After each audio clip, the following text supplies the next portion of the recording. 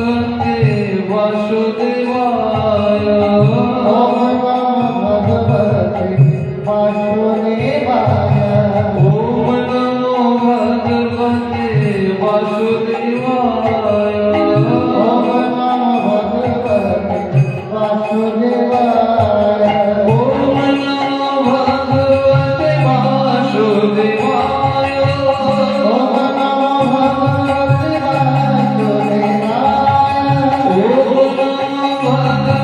वासुदेवाय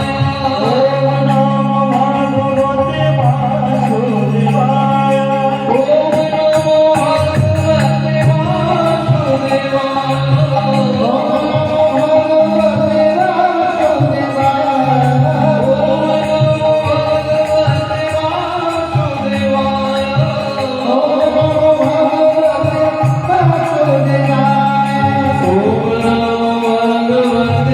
वासुदेवाय ओम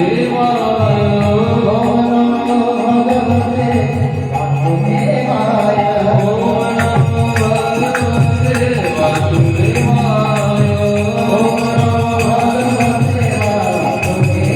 भगवते वासुदेवाय ओम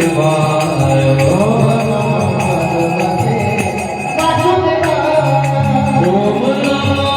ओम नमो भगवते वासुदेवाय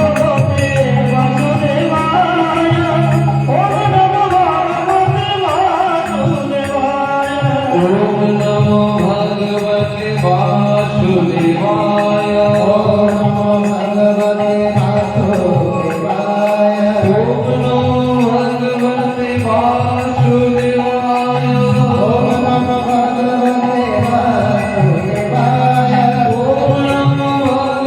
भगवते वासुदेवाय ओम नमो भगवते ओम नमो भगवते वासुदेवाय ओम नमो भगवते वासुदेवाय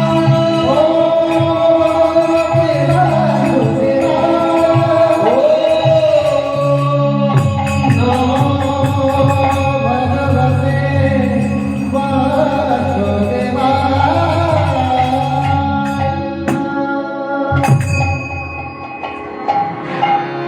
जन्मांतरे भवेत् पुण्यम तदा भागवतम लभेत। কোটি কোটি জন্মের পুণ্যে যদি একসঙ্গে উদয় হয়ে যায় তবে श्रीमद् भागवत श्रवण कीर्तन सौभाग्य लाभ। अगर कोटि कोटि जन्मों का पुण्य का उदय एक साथ हो जाए तभी श्रीमद् भागवत श्रवण कीर्तन का सौभाग्य प्राप्त हो सकता है। कोटि जन्मों का पुण्य का उदय अगर एक साथ हो जाए तो श्रीमद् भागवत महापुराण सभी पुराणों में श्रेष्ठ। भगवान के बहुत सारे अवतार हैं जिनमें से एक अवतार श्री व्यासदेव जी, वो अवतीर्ण हुए। उनके अवतीर्ण होने का कारण क्या है? भगवान के इस व्यास अवतार का कारण क्या है? श्रीमद् भागवत महापुराण कहती है व्यासदेव जी ने देखा, समझा, सामने जो कलयुग आ रहा है इसमें अल्प आयु, जीव की अल्प आयु रहेगी, अल्प बुद्धि, रोग शोक से घिरे रहेंगे जीव। तो अल्प आयु, अल्प बुद्धि, रोग शोक से संपन्न, तो फिर क्या किया जाए? इस जीव के उद्धार के लिए क्या किया जा सकता है? तो व्यासदेव जी ने क्या किया? उन्होंने एक वेद को 4 भागों में विभक्त किया। वेदमेकं चतुर्वेदम, ऋग, साम, यजुः, अथर्व, एक वेद को 4 भागों में विभक्त किया। तब पश्चात उन्होंने क्या किया? 108 उपनिषदों की रचना की उन्होंने। 17 पुराण, स्त्री एवं शूद्रादि जातियों में वेदों की अधिकार नहीं है, इसलिए उन्होंने महाभारत की रचना की एवं महाभारत के अंतर्गत सभी जितनी तत्व थे, सभी तत्व उनमें प्रदान की ताकि जीव परम गति को प्राप्त कर सके। इतनी सब कुछ रचना करने के बावजूद व्यासदेव बड़े दुखित होकर, संकोचित होकर, अपने आश्रम में विराजमान होकर बैठे हुए हैं। उनके मन में शांति नहीं है, तनिक भी शांति नहीं है व्यासदेव के मन में। तो दुखी होकर बैठे हुए हैं। वहां से नारद मुनि चले जा रहे हैं। भगवान का दिव्य नाम संकीर्तन करते हुए नारद मुनि वहां से चले गए। नारद मुनि को देखकर व्यास जी ने उनको बैठने के लिए उच्च आसन दिया है और हाथ जोड़कर उनसे प्रश्न किया है।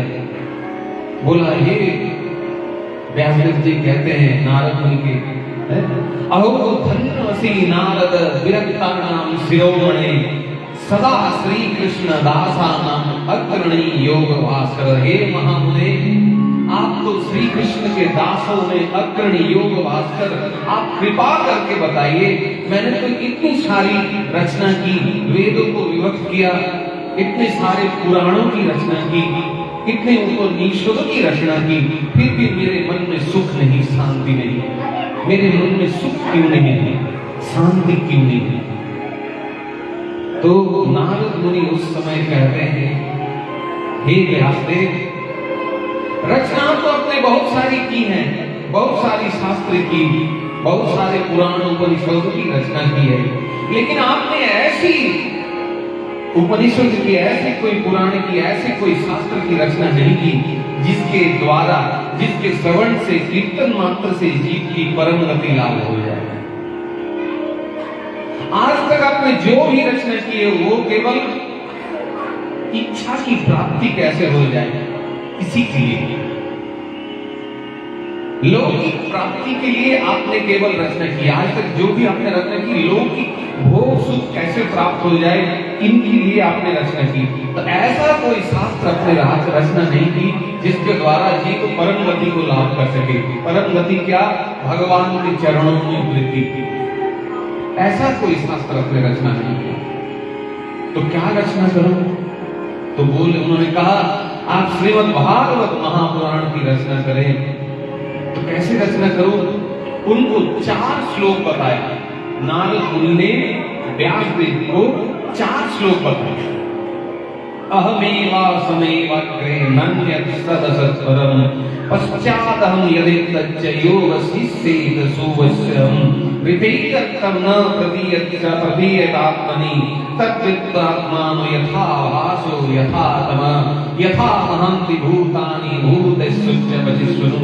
इस प्रकार 4 श्लोक व्यासदेव को कहा नारद मुनि ने, एवं उन 4 श्लोकों के द्वारा महात्मा व्यासदेव ने 18,000 श्लोक संयुक्त श्रीमद् भागवत महापुराण की रचना की।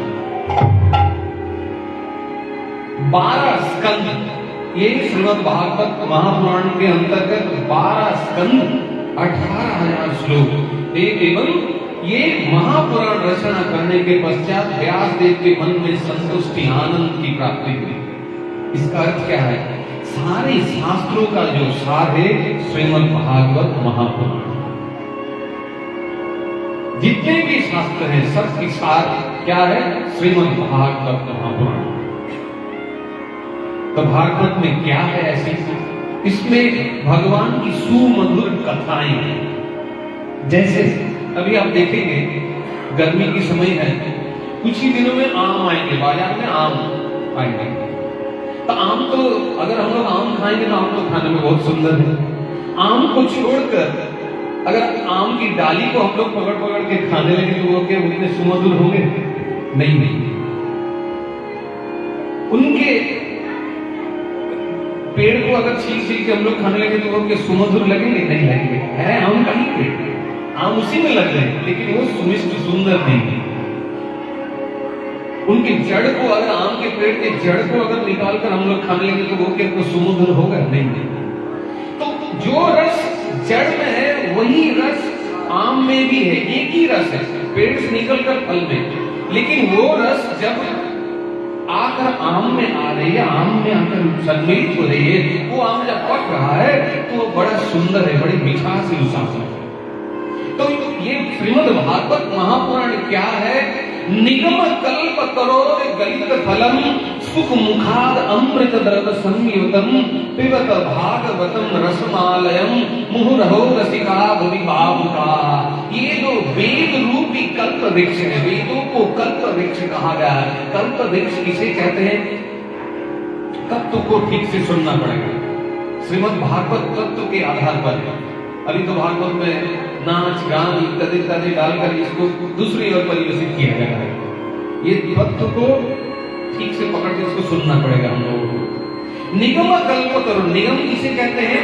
वेद को कहते हैं निगम। तो निगम कल्प तरो, वेद रूपी कल्प वृक्ष। कल्प वृक्ष किसे कहते हैं?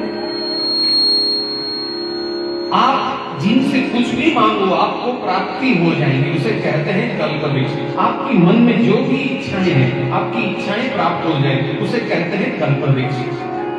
तो वेद रूपी जो कल्प वृक्ष है, उसका पका हुआ, सुमधुर पका हुआ फल है श्रीमद् भागवत। जैसे आम की डालियों में जब आम पक जाती है तो आम कितने सुमधुर सुमिष्ट, उसी प्रकार ये वेद रूपी जो कल्प वृक्ष है, इस वेद रूपी कल्प वृक्ष की जो सुमधुर पका हुआ फल है वो है श्रीमद् भागवत महापुराण। आम के ऊपर अंदर में गुठली है और ऊपर में छिलका है। अंदर में गुठली, ऊपर में छिलका। ये श्रीमद् भागवत महापुराण रूपी जो फल है, इसमें ना गुठली है और ना ही छिलका है। इसमें क्या है? इसमें भगवान की कथा रूपी सुंदर सुमधुर रस से भरा हुआ है। तो जब तक इस देह में प्राण है तब तक क्या करना है हम लोगों को? ये श्रीमद् भागवत महापुराण में भगवान की जो सुंदर सुमधुर कथाएं हैं, उन कथाओं को श्रवण करना है, कीर्तन करना है। इस जीवन का उद्देश्य हम लोग भटक चुके हैं। आहार निद्रा भय मैथुनम च समन्वयेतत् पशुपि नराणाम।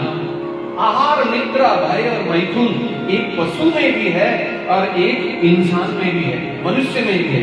तो एक पशु एक और मनुष्य में क्या है डिफरेंस? क्या है इन दोनों के बीच में? क्या है? एक पशु भी आहार करती है, हम लोग भी भोजन करते हैं आहार, वो भी निद्रा जाती है, हम लोग भी रात को सो जाते हैं निद्रा। आहार निद्रा। भय, हम लोगों के अंदर में भी भय है। मैथुन, संसारी, हम लोग संसार में बैठे हुए हैं, हम लोग समझ रहे हैं संसार में ही सारा सुख है। तो ये आहार निद्रा भय मैथुन जो सामान्य नहीं, तो पशु भी नारायण, ये पशु के अंदर में भी ये चार गुण वर्तमान है और हमारे अंदर में भी ये चार गुण वर्तमान है। तो पशु और मनुष्य में क्या है डिफरेंस? क्या हम लोग के बीच में क्या है? तो बोले धर्मो ही तेषाम अधिको विशेषो। शास्त्र कह रही है धर्मो ही तेषाम अधिको विशेषो धर्मेण विना पशु भी समाना। धर्म, जिन मनुष्य के अंदर धर्म नहीं है, धर्म वृत्ति नहीं है, वो मनुष्य होकर भी पशु के ही समान। तो धर्म क्या है? मंदिर में जाकर पूजा करना केवल धर्म नहीं है, ये आप जानकर रख लीजिए। ये एक इंगित मात्र है, ये संकेत मात्र है। जैसे कोई बच्चा अगर स्कूल में पढ़ने जाए तो यूकेजी एलकेजी, ये है मंदिर जाना, ये आप जानते हैं। मंदिर जाना ही धर्म नहीं है। मंदिर जाकर भगवान की सेवा पूजा, हम लोगों की चिंता धारणा है मंदिर जाएंगे, भगवान का विग्रह है, उनकी सेवा करेंगे, भगवान केवल विग्रह में ही है। ये चिंता गलत है। भगवान का वास कहाँ नहीं है? ऐसा कौन सा स्थान नहीं है जहां पर भगवान का वास ना है? सर्वत पाणिपाद सर्वतोक्षिरो मुखम सर्वत श्रुति मन लोके सर्वमावृत तिष्ठति। श्रीमद् भगवत गीता कहती है कोने कोने में जहां देखो जित देखो कीर्तिश्याम। ऐसा कोई स्थान न हो जहां पर भगवान ना हो, सभी भगवतमय। ये सारा जगत भगवान ही है और दूसरा कुछ है ही नहीं। तो धर्म क्या है? इस कलयुग का धर्म है नाम संकीर्तन, और कोई उपाय इस युग में है नहीं। एकमात्र नाम संकीर्तन सरल उपाय है इस युग के लिए। क्यों? श्रीमद् भागवत महापुराण कहती है कृते यद्धायतो विष्णु त्रेतायाम यजतो मखे द्वापरे परिचर्यायाम कलो तद्धरि कीर्तना। कृते यद्धायतो विष्णु, सत्य युग, चतुर्युग, 4 युग। तो सत्य युग की धर्म क्या थी? ध्यान धारणा। आप भगवान का ध्यान कीजिए और ध्यान के द्वारा ही भगवत प्राप्ति हो जाएगी आपकी। अभी अगर कलियुग की जितने भी जीव हैं, मनुष्य हैं, अभी अगर उनको कहा जाए आप ध्यान कीजिए, ध्यान करना संभव है? संभव होगा हम लोगों के लिए? अब थोड़ी देर के लिए ध्यान करने बैठेंगे तो यहाँ पर शरीर तो बैठी रहेगी, मन किधर किधर दौड़ने लगेगा। 1 सेकंड के लिए हम लोगों की मन हमेशा चंचल है। ध्यान संभव नहीं है इस युग में, ऐसी परिस्थिति नहीं है। और आयु भी क्षीण है, कम आयु है।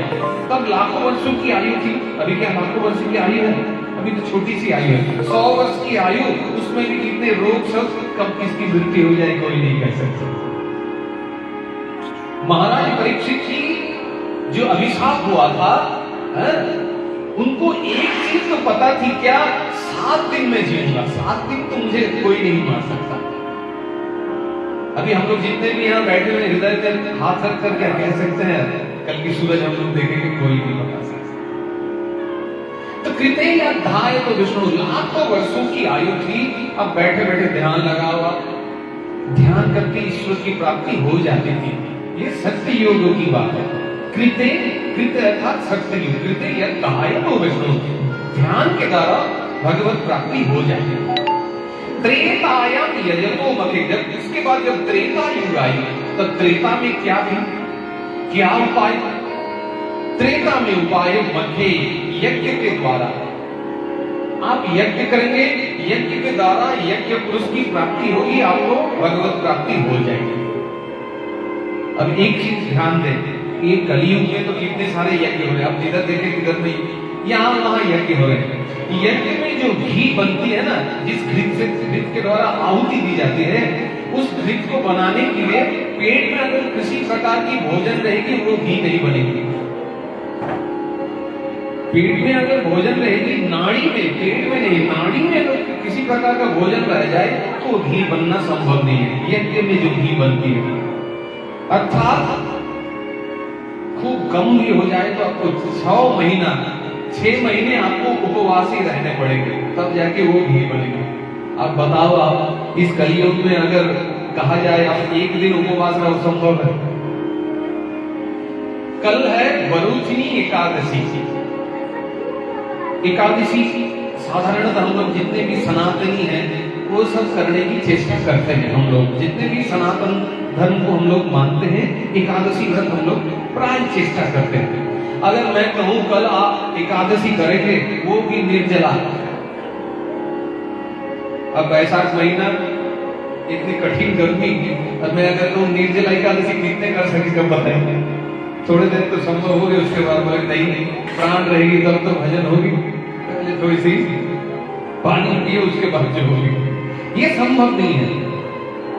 तो यज्ञ में, जो यज्ञ के द्वारा भी इस युग में संभव नहीं है। त्रेतायाम यजतो मखे द्वापरे परिचर्यायाम,